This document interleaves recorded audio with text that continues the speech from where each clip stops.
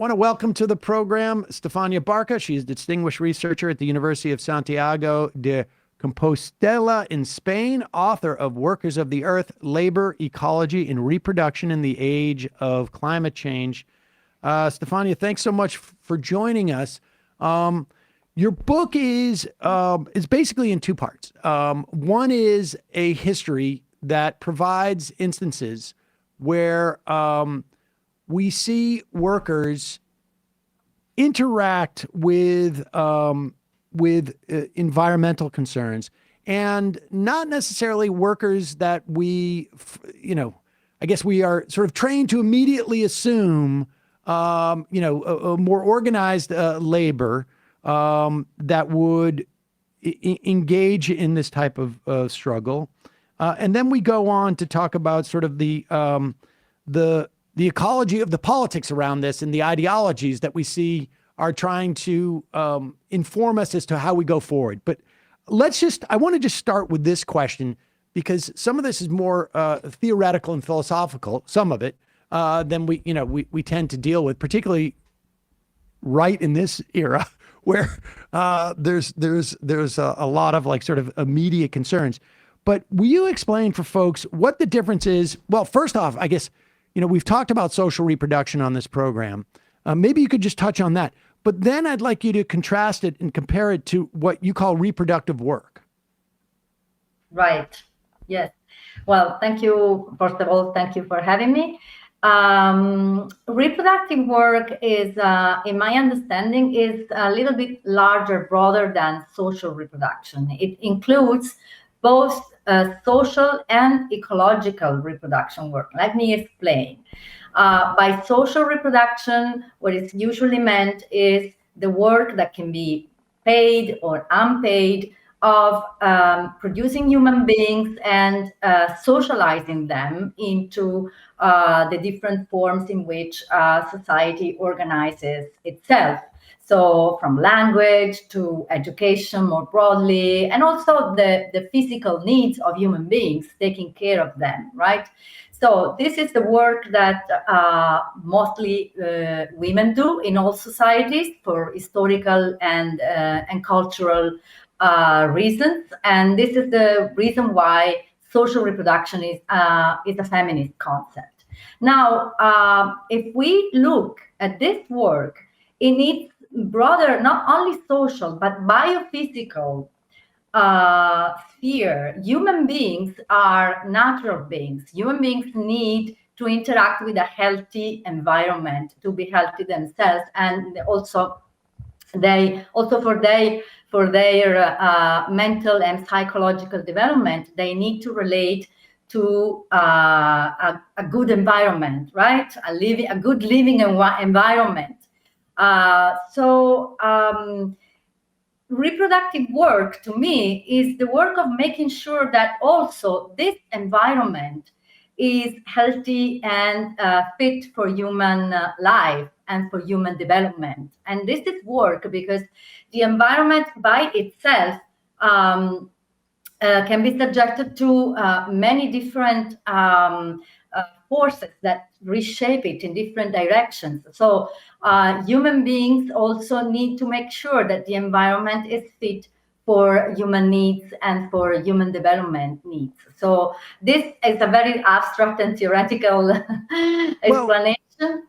Well, no, I mean, I think it sounds like what we're talking about is an expansion of what is considered within the context of social reproduction.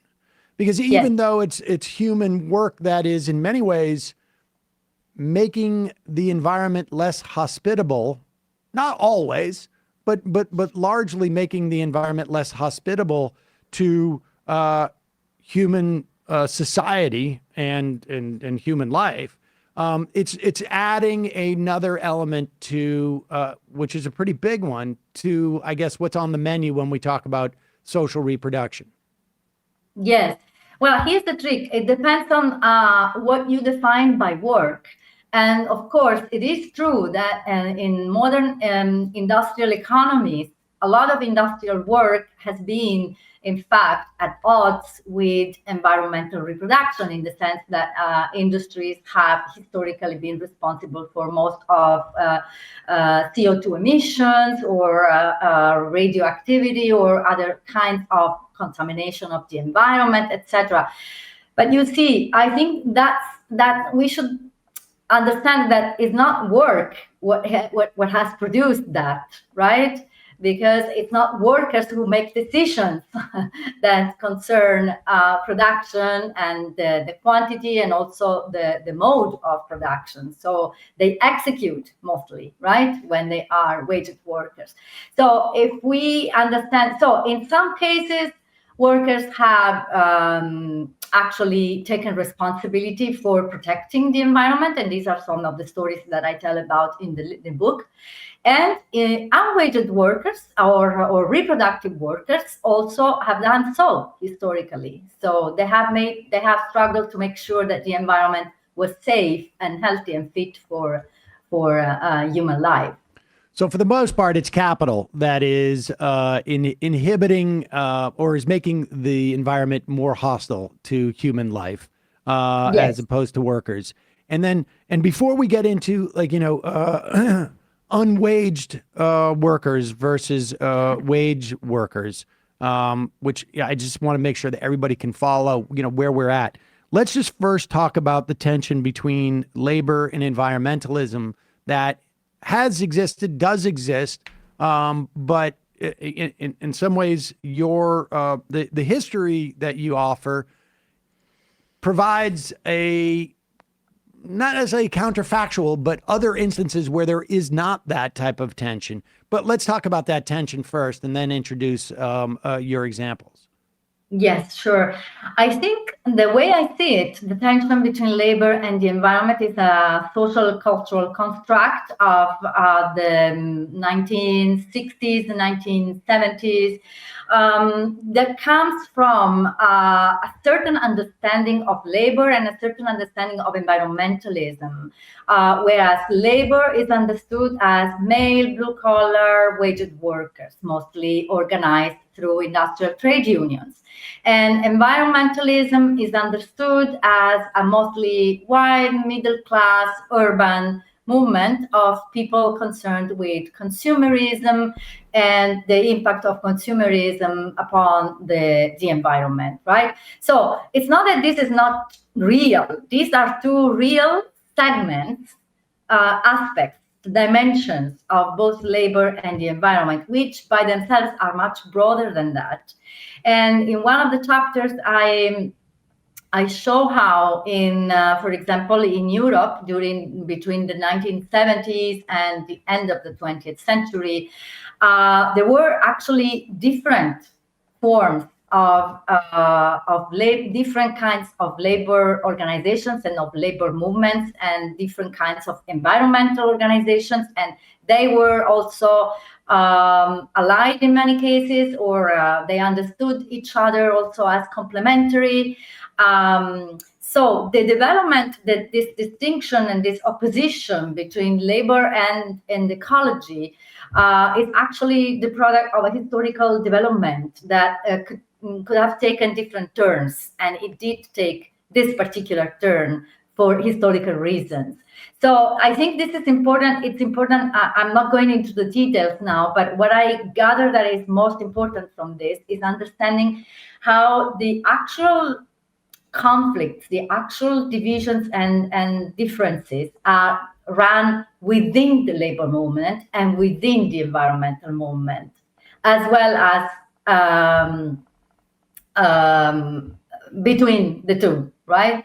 So we need to be able to see different kinds of environmentalism. For example, there is a kind of environmentalism which is very mostly concerned with green consumerism. There is a kind of environmentalism which is very much consistent with green capitalism and the ideology of green growth. And then there is environmental justice, for example, which is a perspective raised by mostly racialized populations like African Americans and indigenous people, which has a completely different vision of what is ecology and how and what shall we do about it, right? So there is something that is called the environmentalism of the poor, which is documented through a vast body of research on environmental conflicts around the world, especially in the global south, and concerning rural populations who defend their livelihood and access to land and water and forests as sources of livelihood. So this is also kind of environmentalism. So, I mean, we need to understand that there are differences, and not all kinds of environmentalism are compatible with each other. Sometimes they clash with each other, and sometimes people suffer from that. The one that you mentioned, though, the individual consumption choices driving how many people perceive environmentalism, that is, I would say, if you were to just survey random Americans, right? I think that often the first example of how environmentalism comes to mind in their daily lives would be, oh, I try to recycle, or I try to consume things in a different way, if they're considering it at all.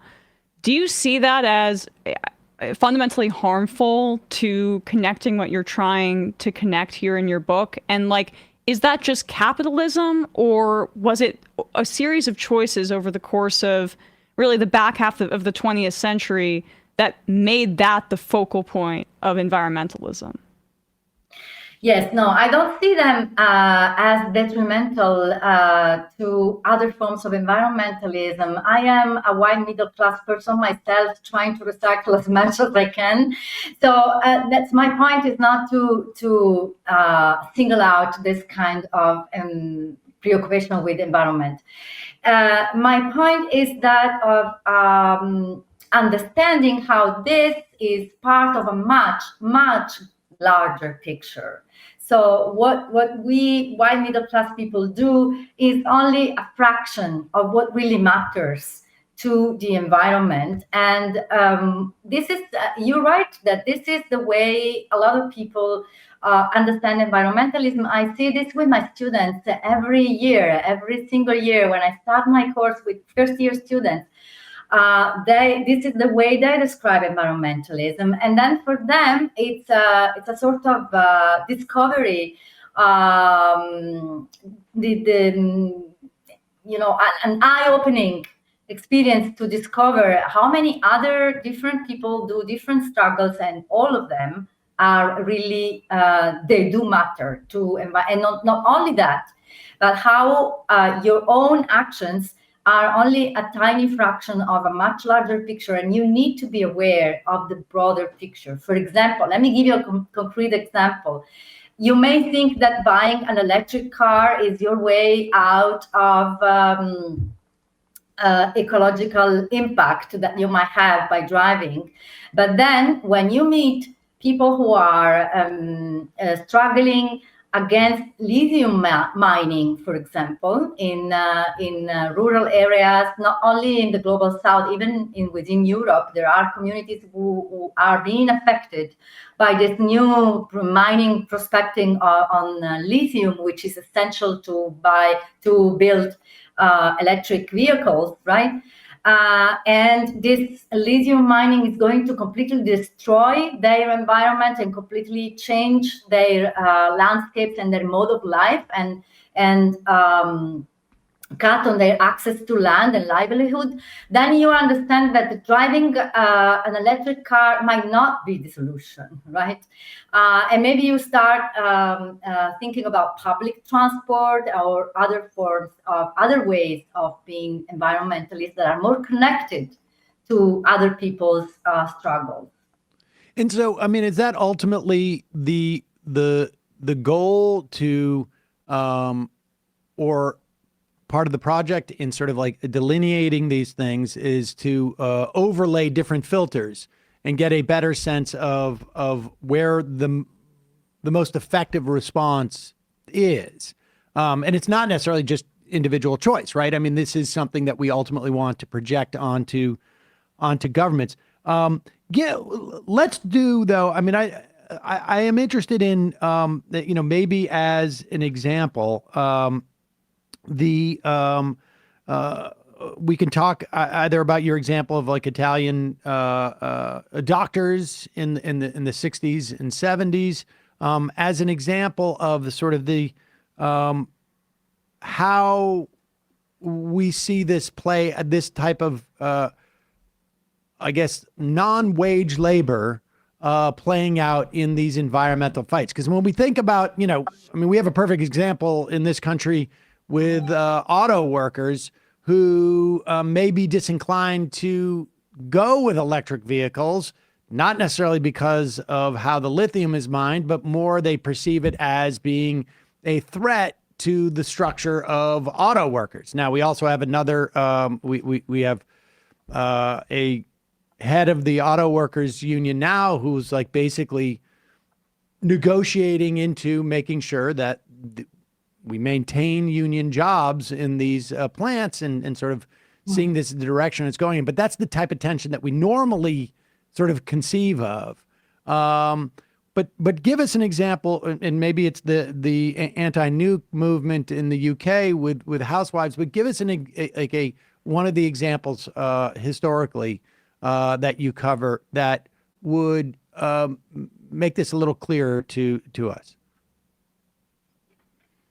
Well, it's a complicated issue. I'll try to make examples that illuminate the different sides of the problem. Because on one side, we have the jobs versus environment dilemma, no? That environmental regulation, environmental legislation, or environmental policies are jobs reducing. But this argument, of course, it's based on certain kinds of jobs. So you were mentioning auto workers, right? And so, or coal miners. It's another broad category that is very concerned about environmental policies. So how do we respond to that? Historically, there have been two. I mean, we can single out two kinds of responses. On one hand, workers' organizations that have demanded to, in a sense, de-alienate labor, in the sense of making workers, or what you will call it, workers' democracy, no, making workers more responsible, more involved in decision making at the production side. For example, I don't talk about these examples in the book, but they are pretty much very well-known examples. One is the Lucas plan in the UK, struggled by a counter plan for restructuring plant of aerospace industry in the UK. And for restructuring that plant into production of socially useful machines. For example, they were developing and proposing to develop new forms of heating, of domestic heating, what that later was actually became the heat pump, that is very, very ecologically efficient, energetically efficient form of domestic heating. So these workers were saying, we are not redundant. We don't, and to have a job, we don't need to produce weapons to have jobs. We have skills, we have technology, and there is fixed capital here that we can use to produce socially useful things. A similar example was in Australia with the green bans movement in Sydney, also in the 70s. Construction workers are opposing urban development in inner downtown Sydney, and claiming the right of working class people living downtown to have access to green space, for example, and demanding new kinds, different kinds of urban planning. So they weren't saying that they didn't want to build. They just wanted to build differently, right? And having a say on how things were built.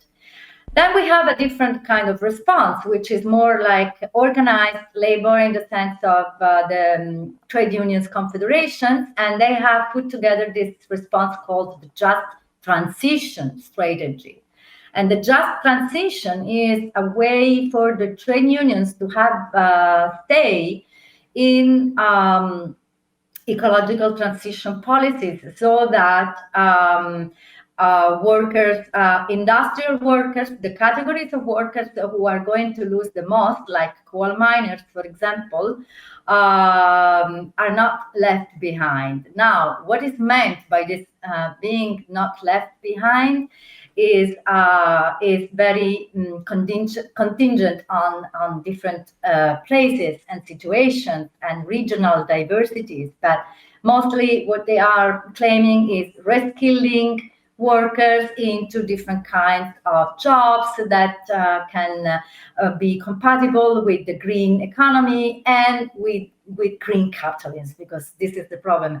The just transition is not an anti-capitalist strategy per se, right? It's simply a way of granting that workers have a say, or how the former Secretary of International Trade Unions Confederation used to say, that if you don't sit at the table, you might be part of the menu. So, right. So this was the perspective. So the Green New Deal is that was at least sort of bandied around years ago in this country, is of that ilk.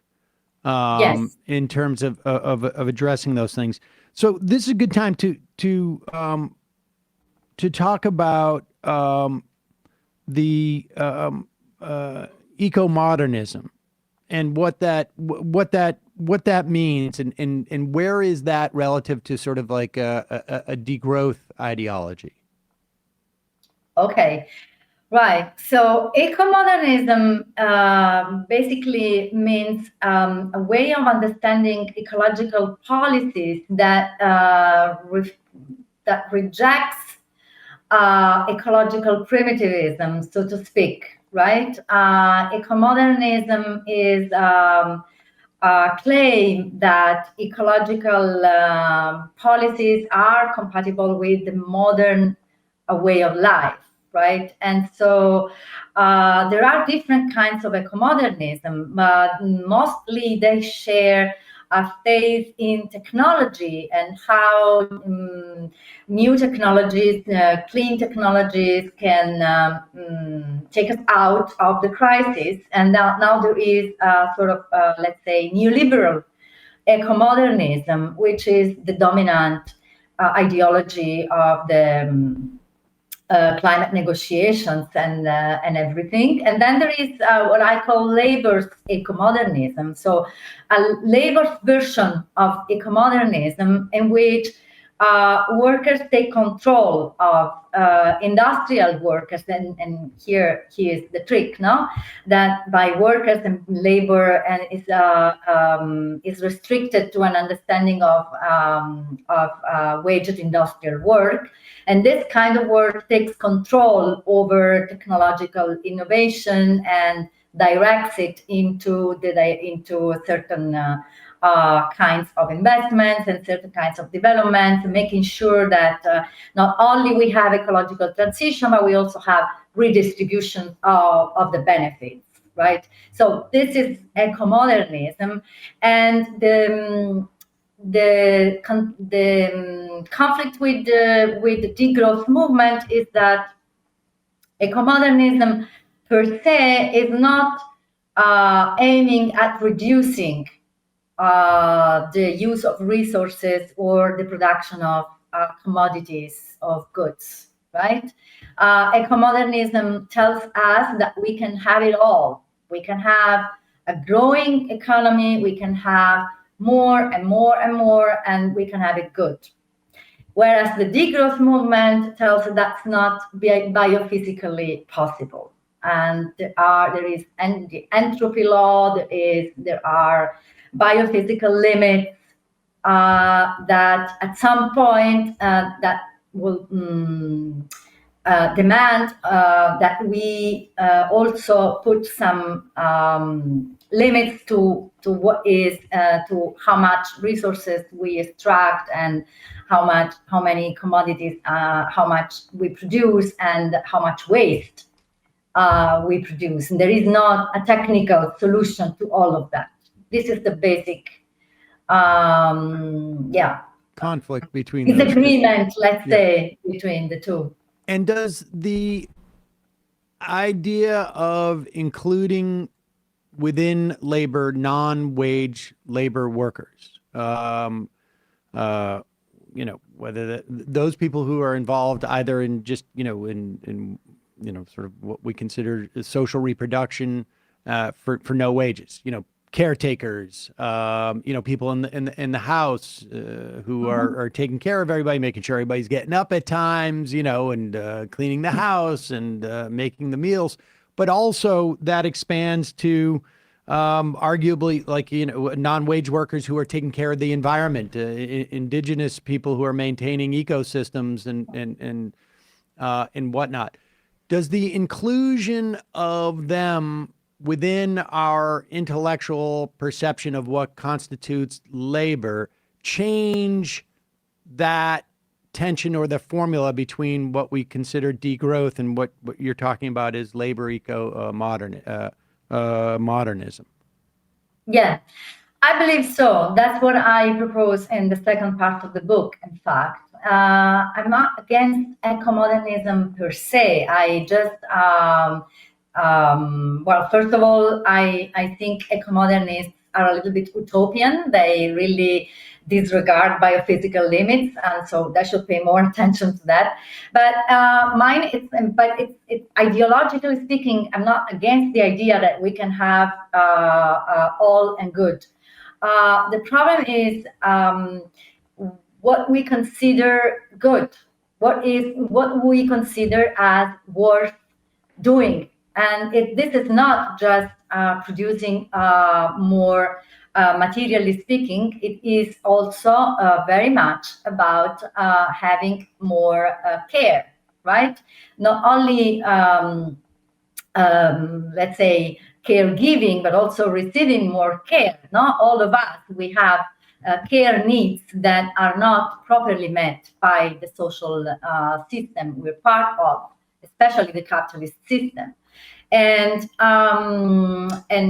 also we are not meeting these needs equally. There are huge inequalities in how people have access to care. So if we include that as a fundamental human need and something that would make us all happier and more healthier and happier and more and really taken care of, no? If we understand that as part of wealth and of what wealth is, right? Then this will change our ways of understanding the politics of ecological modernization, or as you want to call it, right? Because it's not just about having more, but also having better society that is truly capable of taking care of everyone.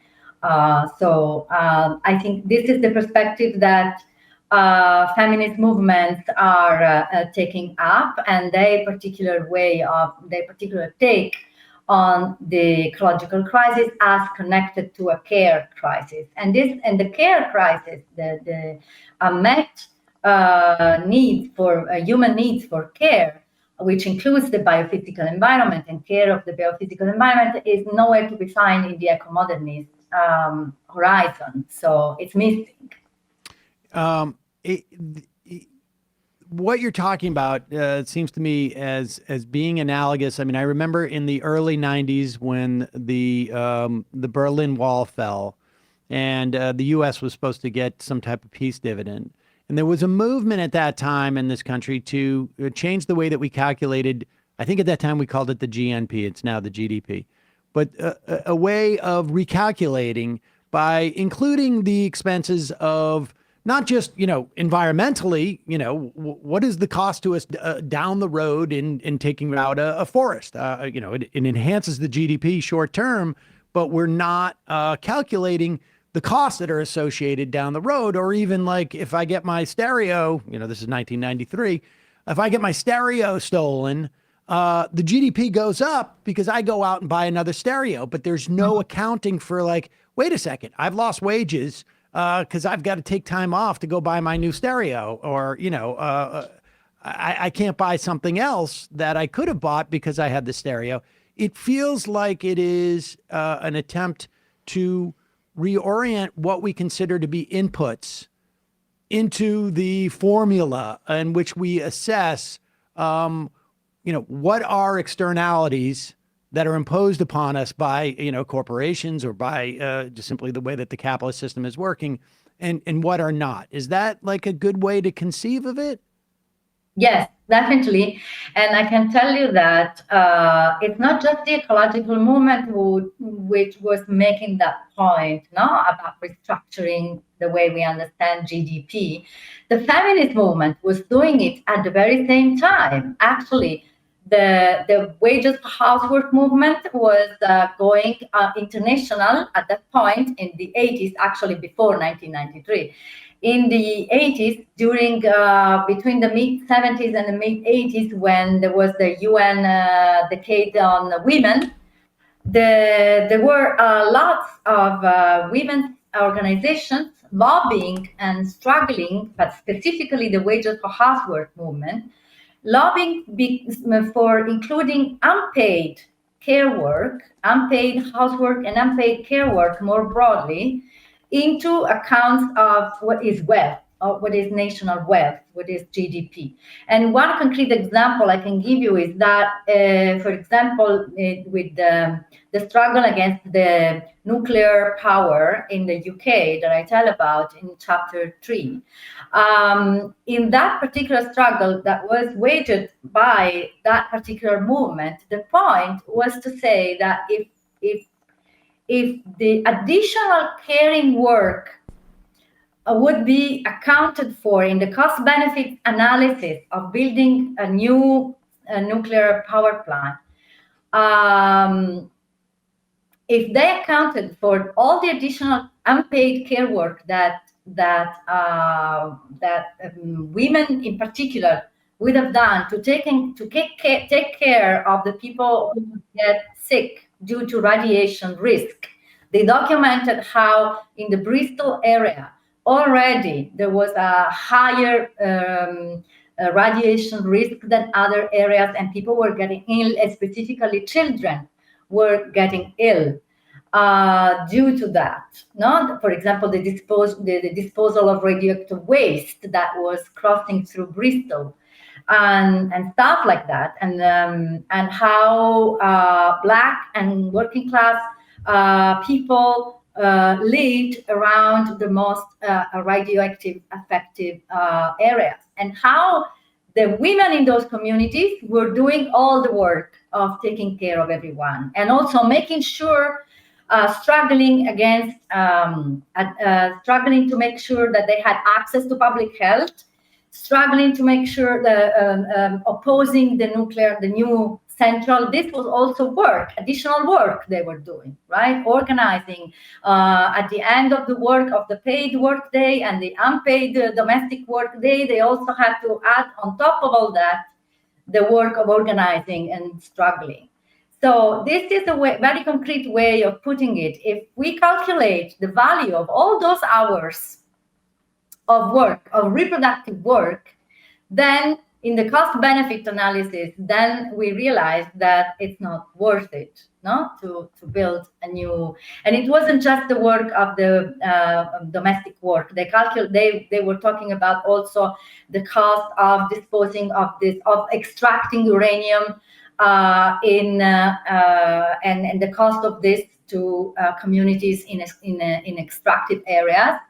And they were also talking about the costs of disposing of nuclear waste, and the cost of this also to the communities where the waste would be disposed of. So these are the costs, not only caring work, but also environmental costs that are typically left aside when calculating wealth. For the sake of of grounding this a little bit, for what's an example of these ideas, acknowledging the actual dollar figure or value associated with work that is not typically perceived as labor because we don't associate a dollar value to it, where that idea has implicated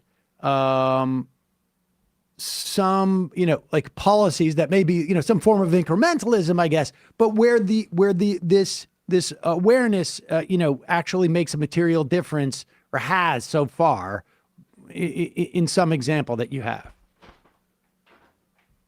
Well, this is actually very contentious topic, because mostly this claim has turned into research and also policies that have pushed towards commercialization or financialization of both care, unpaid care, and of nature, let's say non-human nature. So this is why a lot of large parts of both the feminist movement and the environmental movement, they have been against. They have cautioned about the risks of contabilizing what cannot be contabilized in monetary terms, right? So at the end of the day, the problem comes to the meaning of money, what money stands for. In the current system, and especially in the capitalist system, money is equivalent of commodities.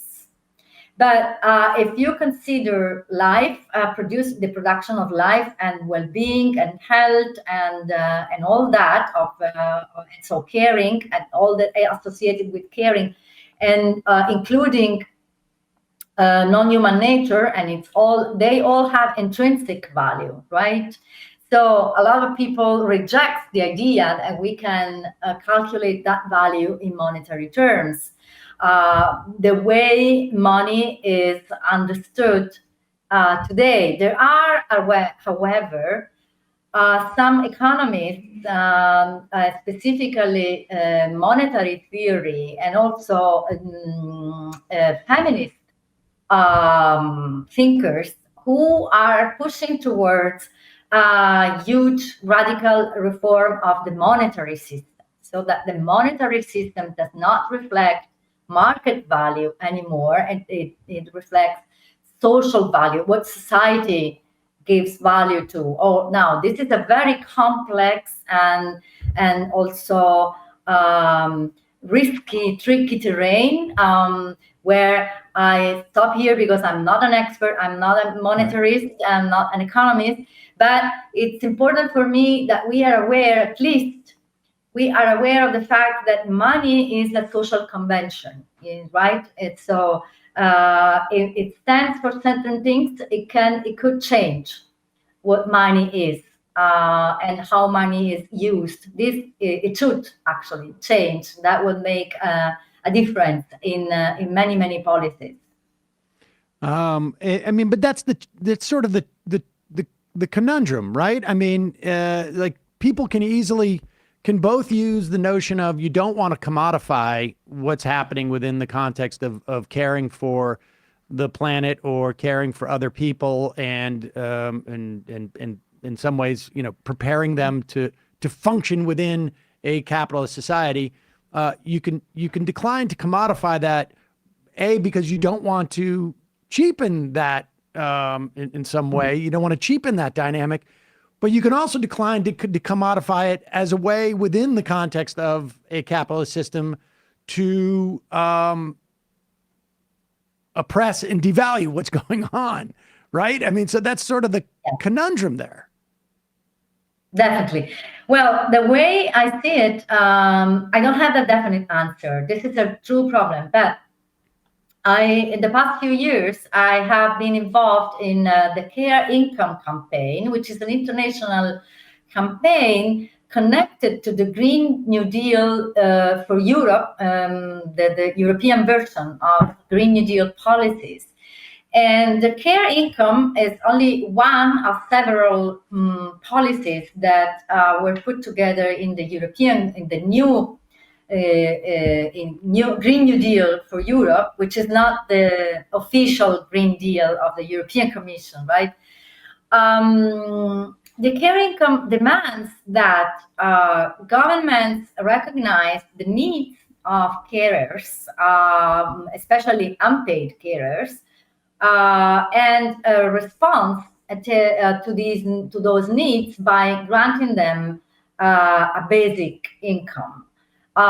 So this is a way of demanding money, because money is the universal means by which people make a living today, and everybody needs money. And there are specifically, particularly the poorest, those who have the least access to money are also those who are doing most of the unpaid caring work, because they don't have access. Mostly they don't have access to a number of caring services which are to be paid for.